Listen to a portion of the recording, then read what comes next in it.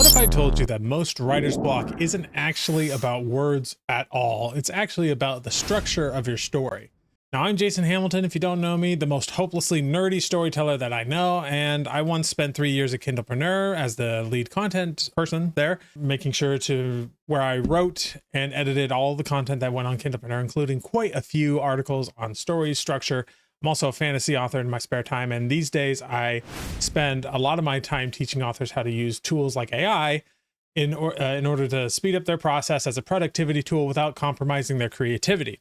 Now, in today's video, we're ripping the roof off story structure, why some plots glide while others faceplant, and how much tension actually works, and the sneaky rhythm that keeps readers turning pages, that sort of thing.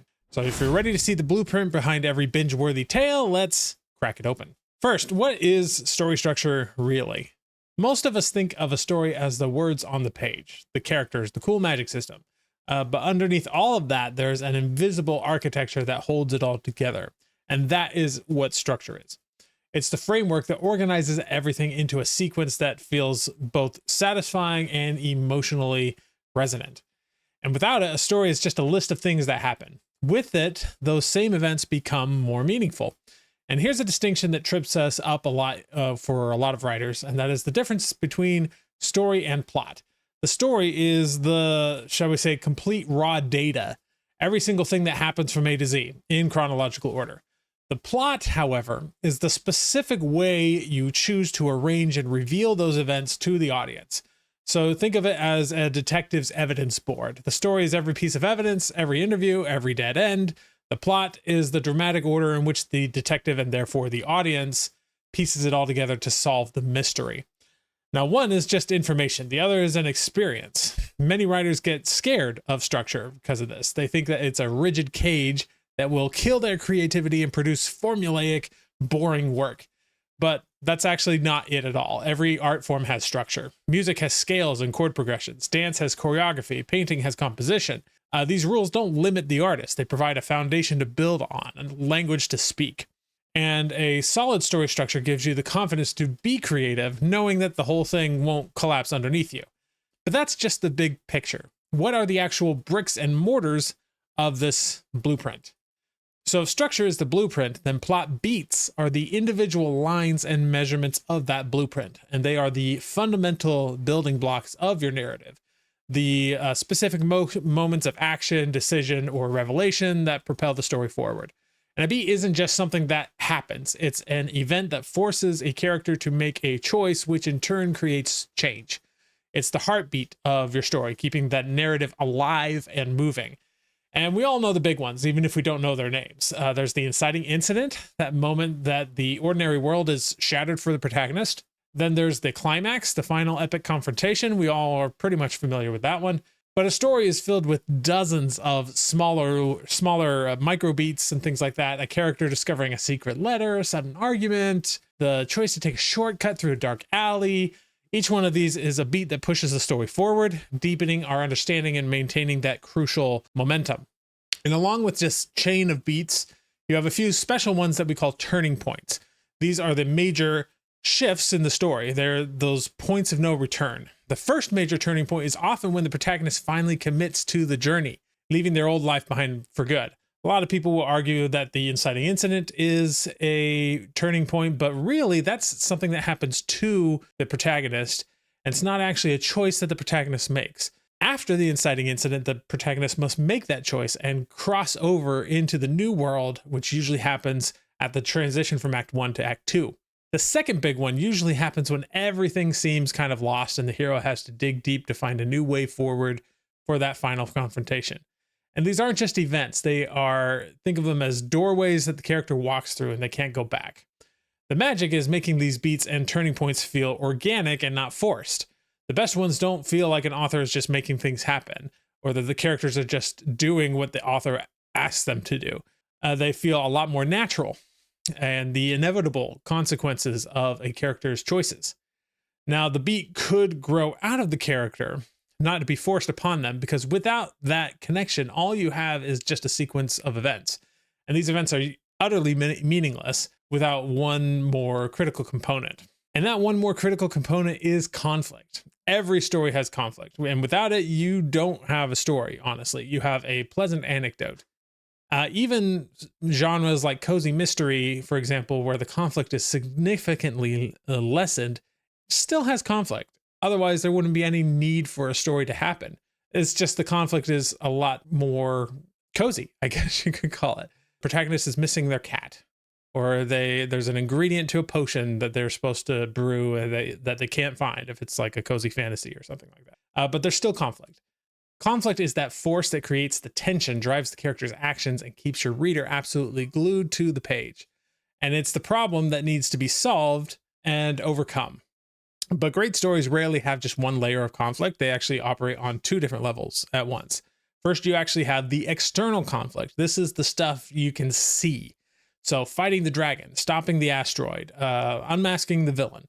It's the visible struggle against an antagonistic force. It's the stuff that happens. But pulling the strings beneath the surface of the external conflict is the internal conflict. And this is the protagonist's inner battle, their fear, their doubts, a moral dilemma that they might be dealing with. The external conflict provides the action, but the internal conflict provides the meaning. This is why I will tell people that having a good plot will automatically include having a good character arc. A lot of people think character is more important than plot. I would say that they're almost more the same thing than you might think. Because if you don't have good internal conflict baked into your plot, you're not going to have a good character, and vice versa. Now, hand in hand with conflict, you have to have stakes. Stakes are the answer to the most important question a reader can ask, which is, so what? If the hero fails to stop the villain, so what? If they succeed, so what? That's the stakes. And it's what the character stands to win, or more importantly, lose. A story with low stakes is a story no one really cares about. It doesn't matter if the hero wins or loses if nothing of value is on the line. And the key here is that stakes must escalate. The story can't start with the fate of the universe hanging in the balance. It has to build over time. And at first, the hero might just want to save their family farm or something like that. But as the conflict grows, the stakes are raised. Soon it might not just be the farm, but the whole town, then the kingdom, then the world. They might also get more personal. Like perhaps the character gets a love interest over the course of the story, and that love interest is threatened towards the end. This happens a lot at the end of stories. And each choice the hero makes, every setback they face, should make the situation more dangerous and the potential loss more devastating. And this constant escalation is what creates that feeling of unbearable tension leading up to the climax. And all of this external pressure, this conflict, and these stakes are secretly designed to do one primary thing. And we've talked about what happens on the outside, meaning the plot, the beats, the conflict. But the real magic of a story actually happens on the inside. Plot is what happens to your character. And the character arc, remember that I said that this is properly baked into a plot? The character arc is what happens inside them. It's their internal journey of transformation. And a character at the beginning of a great story is fundamentally different from who they are at the end. And the plot is the gauntlet that they had to run to force that change. The arc begins by establishing who the character is at the start, including their flaws, their fears, their false beliefs about the world. They might believe that money is the only thing that matters, or that they are too weak to be a leader. But the inciting incident, that is the thing that kicks off the plot. It's also the event that directly challenges this core belief that the character has. And the entire rest of the story is an argument designed to prove them wrong. As the character moves through this rising action, every obstacle they face, every choice they make, that chips away at that old self.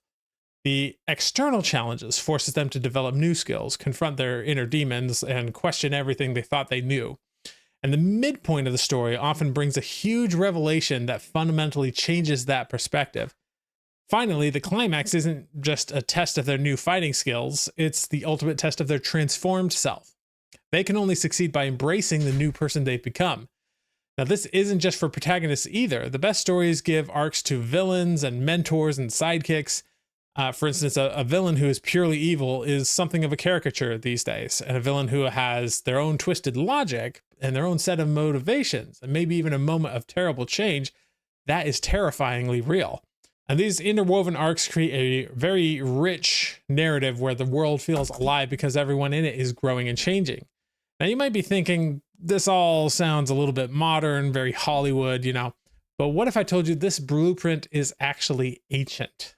So the quest to understand the DNA of storytelling isn't new. We've been trying to map these patterns for basically as long as we've been telling stories. Over 2,000 years ago, the Greek philosopher Aristotle actually looked at the plays of his time and boiled them down to a simple, elegant idea, which is a story must have a beginning, a middle, and an end. Today that sounds obvious, but it was a revolutionary thought, the recognition that narratives needed a deliberate shape to be effective. Now, fast forward to the 19th century, there's a German playwright named Gustav Freytag who took it a bit further. And he actually analyzed Greek tragedies and Shakespearean dramas and saw a more detailed pattern, which he called a dramatic arc. He visualized it as a pyramid. And he wasn't just inventing the formula, he was an observer and a story theorist charting the currents he saw running through the most powerful stories ever written. And he saw the setup, the rise in tension, the peak at the climax, and the fall to a final resolution. Then in the 20th century, we get the mythologist named Joseph Campbell, one of my heroes. He's actually on the wall back here somewhere. He studied myths and legends and religions from every corner of the globe and discovered that they were all telling the same story. And he called it the monomyth, or the hero's journey. And from ancient Sumeria to the jungles of the Amazon, he found the same universal pattern of a hero called to adventure, crossing into a special world, facing trials, and returning home transformed. Now, of course, this isn't the only type of story we have out there, but it is a very common one and a clear example that there are themes across cultures that come in the form of storytelling, which suggests that structure isn't just an artistic tool. It's actually something more deeply, fundamentally human that is actually wired into our collective psyche. And the reason these patterns feel so right is what theorists called verisimilitude. It means that a good story structure mirrors the natural rhythm of human life. And we all face the challenges that disrupt our ordinary world. We all struggle, we all learn, grow through adversity, etc. And we all experience moments of transformation. Now, a story that follows this pattern feels resonant because on a subconscious level, it reflects our own journey. Now, we've talked about the concepts, but many storytellers have codified these into specific models. I myself have one called the 40-chapter plot module.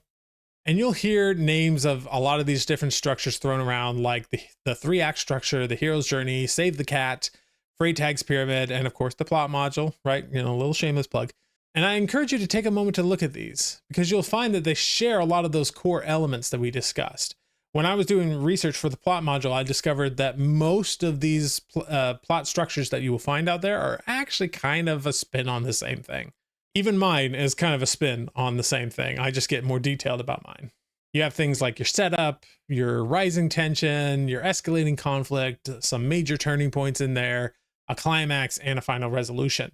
And if you understand these building blocks and see them echo throughout history, like we've kind of covered, that is the key to unlocking your own storytelling potential. Because knowing the theory is just one thing. Putting it into practice to build your own powerful stories is actually another. And that is the process of taking these abstract ideas and making them concrete and turning a blueprint into a living, breathing world. And it can be overwhelming to do it alone. That's why I created my own private community called Story Hacker Gold, where we get deep into this topic of story structure and my plot module. And it's where I share my entire process to take you from having zero to having not just one book in your hands, but potentially 12 plus books a year using some of the tools that we offer inside of the group. And we cover everything from building your structure to all the tools you need to market it effectively and all of that. And we even get into how you can use AI to enhance your process, speeding up your workflow without ever really compromising your unique creativity or your own personal ethics. And this is the system that has led the authors in my group to write a book in a month easily. It has allowed me to personally write a complete novel that matches my vision exactly how I would have written it the traditional way, with specific world building, my characters, and my detailed outline in a week.